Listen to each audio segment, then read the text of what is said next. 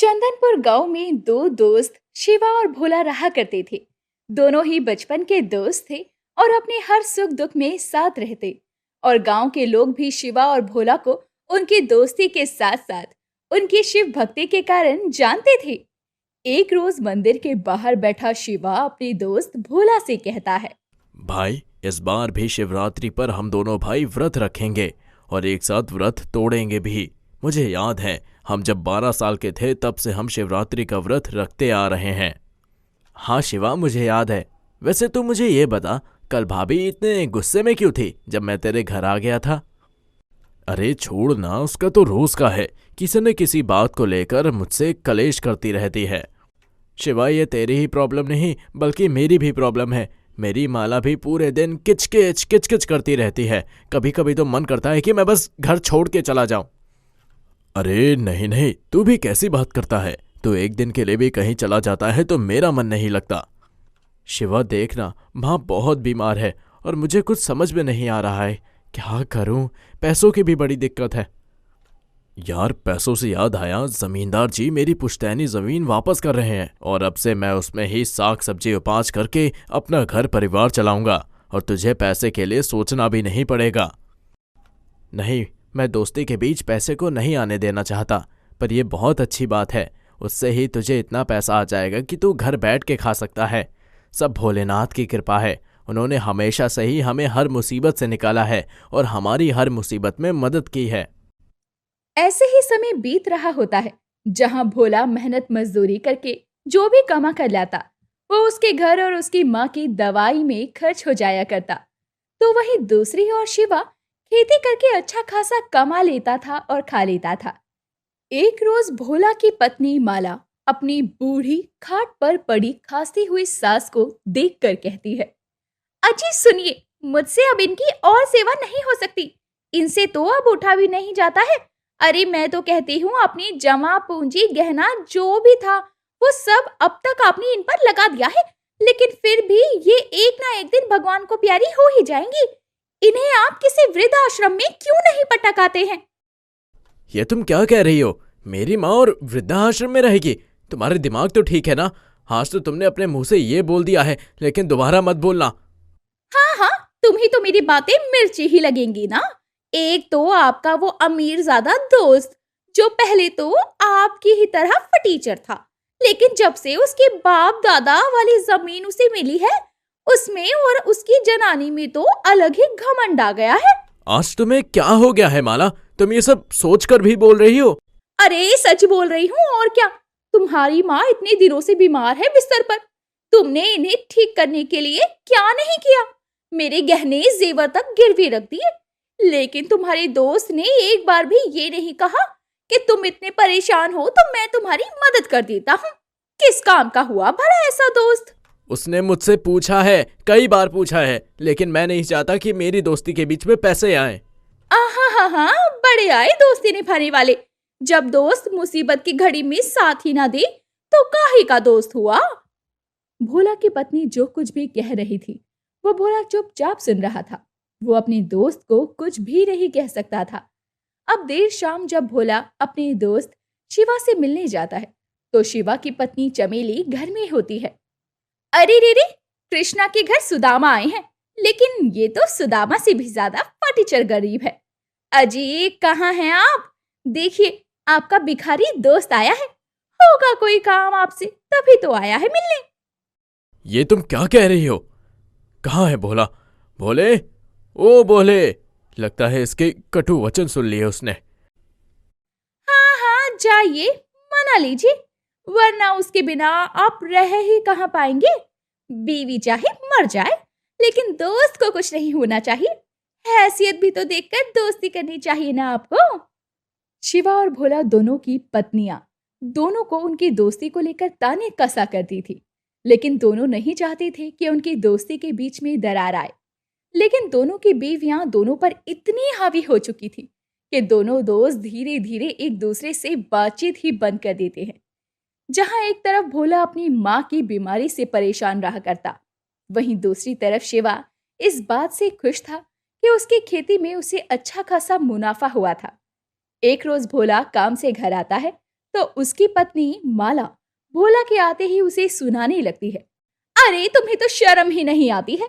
अरे थोड़ी तो शर्म कर लो, ये सारी शर्म बेच खाई है। अभी अभी जमींदार जी कर्ज के लिए मुझे इतना कुछ सुना कर गए हैं और मैं खड़ी खड़ी सुनती रही। मुझे भी अभी ही मिले थे। मैंने कह दिया जैसे होंगे मैं आपके पैसे वैसे दे दूंगा, तो उन्होंने बस यही कहा कि जितनी जल्दी हो सके उतनी जल्दी कर देना। अब कहाँ है तुम्हारा वो शहजादा दोस्त जो अपनी अमीरी पर गांव में लड्डू बांट रहा है, लेकिन तुम्हें देखने तक नहीं आया। अरे इस बार तुम्हारे अमीरजादे दोस्त की खेती में उसे अच्छा खासा मुनाफा हुआ है। हाँ, मैंने भी गांव वाले सुखिया चाचा से सुना है कि शिवा के इस बार खेती में खूब मुनाफा हुआ है। बस भगवान मेरे दोस्त को खुश रखे। बेशक वो बदल गया है। अरे बदल नहीं गया है। अब कभी तुम उसके दरवाजे पर गए ना तो तुम्हें वो पहचानने से भी इनकार कर देगा। अब बस भी करो, मैं अभी अभी काम से आया हूँ। पहले ही इतनी टेंशन है और अब आप और टेंशन ना दो मुझको। हाँ हाँ नहीं दे रही, सच कड़वा ही होता है ना। भोला को इस बात का बुरा लगता है कि उसके दोस्त ने सबको मिठाई खिलाई, लेकिन उसे मिठाई देने तक नहीं आया। इधर शिवा की पत्नी चमेली अपने पति को मिठाई खिलाते हुए कहती है, अजी मैंने आपसे कहा था ना उस भोला का साथ छोड़ दीजिए। देखा उसका साथ छोड़ते ही कितना फायदा हुआ आपको। अरे वो तो था ही आपकी किस्मत में पनौती। हाँ, शायद वो मेरे पैसों को देखकर जलने लगा था, लेकिन कोई बात नहीं, वो जहां भी जाए वहां खुश रहे। मैं बस इतना ही चाहता हूँ। वैसे ना परसों शिवरात्रि है तो मंदिर में गरीबों को दान में कपड़े देने की मन्नत मांगी थी मैंने, और उस दिन आपका व्रत भी तो है, तो ये काम उसी दिन कर लेंगे। उस दिन तो भोला भी शिवरात्रि का व्रत रखा होगा। हे भोलेनाथ, मेरे भोले भाले दोस्त में छल कपट कब से आ गया और उसने तो मुझे भुला भी दिया है। आपकी सोच में पड़ गए हैं जी आप। गांव वालों के लिए मैंने कंबल और खाने की चीजें अपने भाई को कहकर मंगवा ली है। आपको चिंता करने की कोई जरूरत नहीं है। हाँ हाँ, ठीक किया तुमने। अब देर रात बिस्तर पर लेटा हुआ भोला भी शिवा के बारे में ही सोच रहा था, और इसी के साथ अब अगली सुबह भोला जल्दी उठकर नहाकर मंदिर के लिए निकल पड़ता है। और शिवलिंग पर जब भोला जल चढ़ाकर हाथ जोड़कर अपनी आंखें खोलता है तो उसके सामने शिवा खड़ा होता है और उसकी पत्नी चमेली भी थी। ये देखकर भोला जैसे ही कुछ बोल पाता, माला अपने पति का हाथ पकड़कर उसे मंदिर से बाहर ले आती है।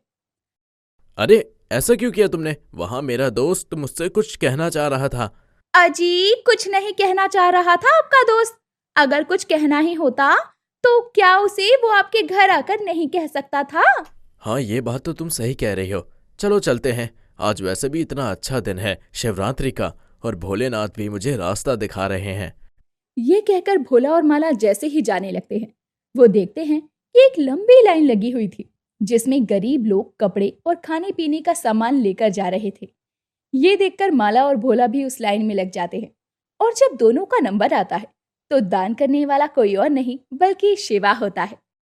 देख क्या रहा है, ला दे। मैं भी इनकी तरह गरीब ही हूँ, तेरी तरह अमीर नहीं हो गया हूँ, और अपने मित्र को भूलने की गलती भी नहीं की है। मैं कब से तेरे को भूल पाया हूँ। तेरे लिए तो मैं राजा से रंग तक बनने को तैयार हूँ। ये बोलकर दोनों एक दूसरे के गले लग जाते हैं।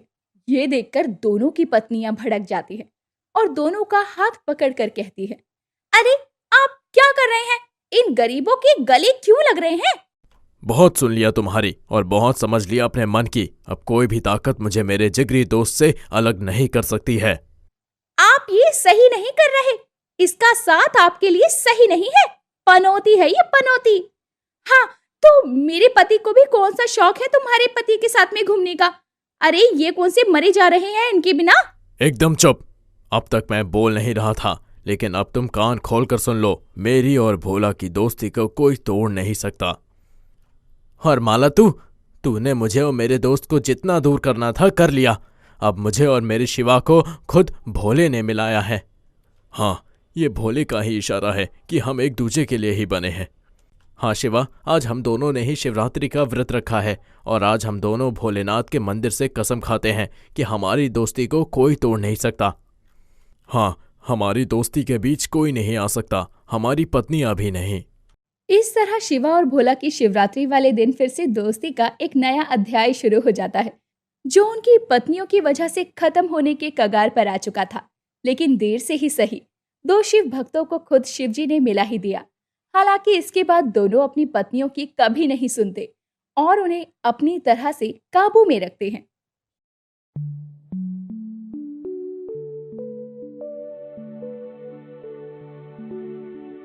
सूरज घर से निकलकर साहूकार दमन सिंह के पास जा रहा था और मन ही मन सोच रहा था, आज तो मैं साहूकार के पास बैठकर पूरा हिसाब करूंगा। इतने दिन हो गए, मैंने तो उससे सिर्फ 1000 रुपए ही कर्ज लिया था। अब तक तो कितने पैसे चुका बैठा हूँ। उल्टे मेरा ही कुछ उसकी तरफ निकलता होगा। उसने हिसाब नहीं लगाया होगा और हर महीने लठैत को मेरे पास सूद लेने भेज देता है।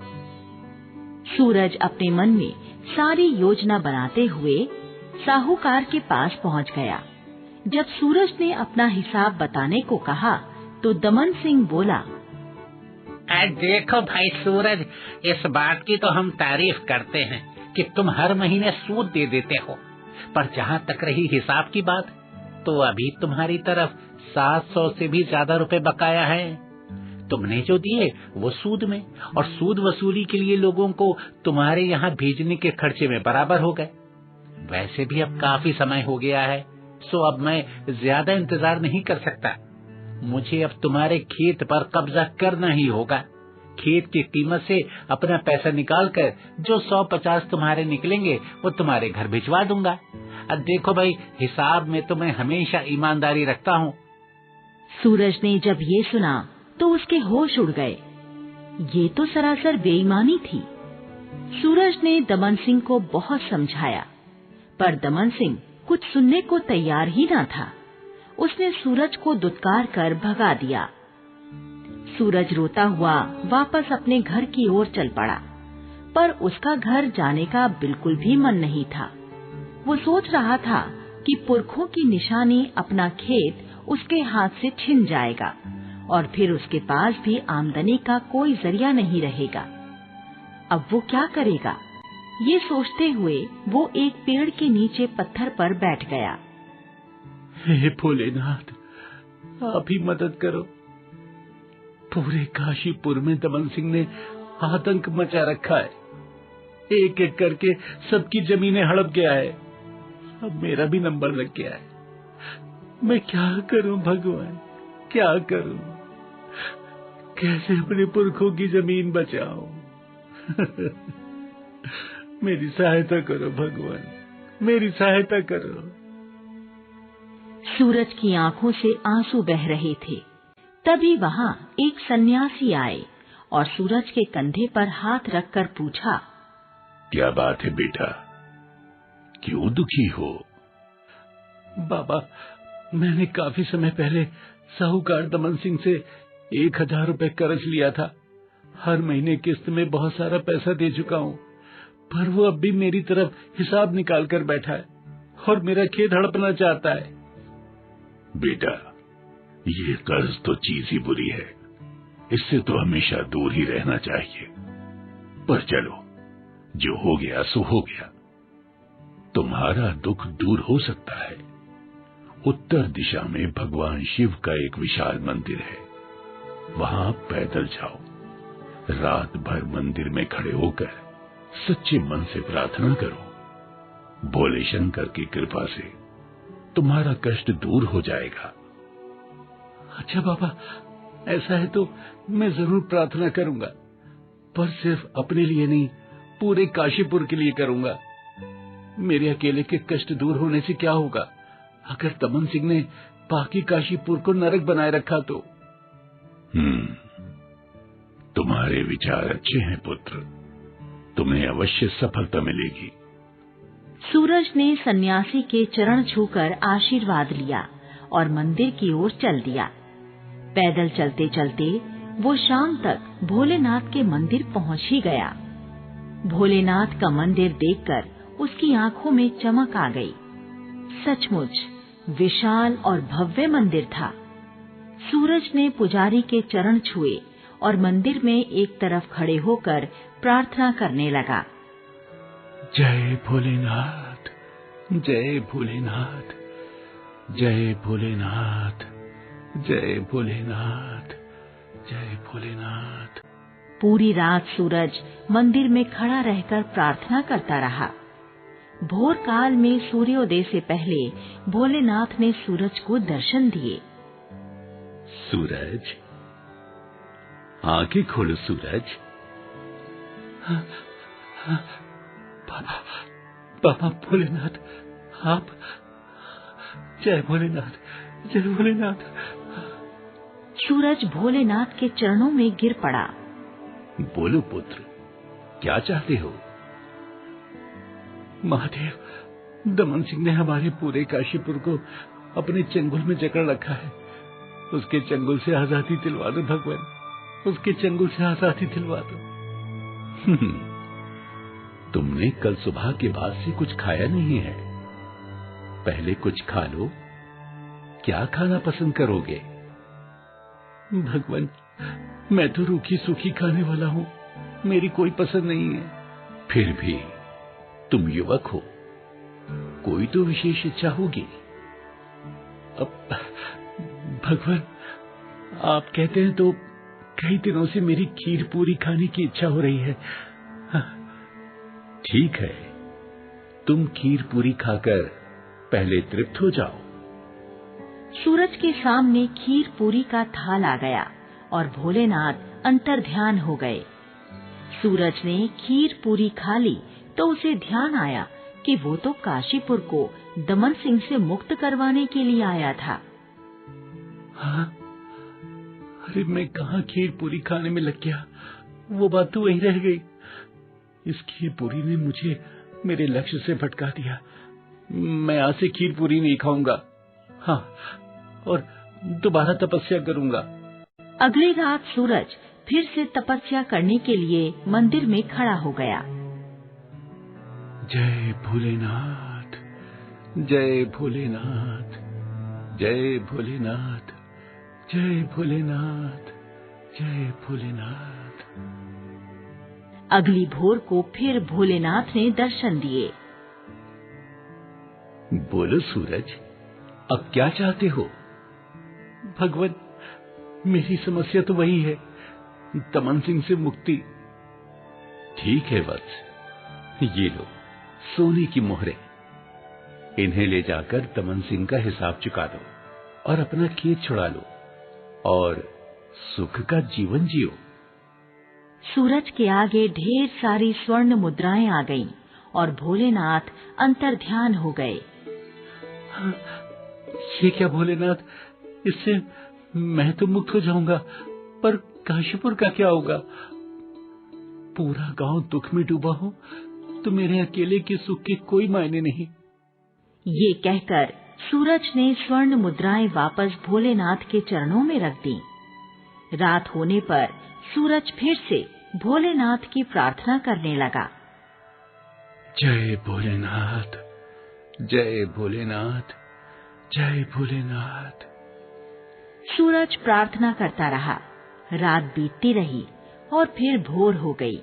फिर से भोलेनाथ प्रकट हुए और बोले, क्यों सूरज, अब क्या चिंता है?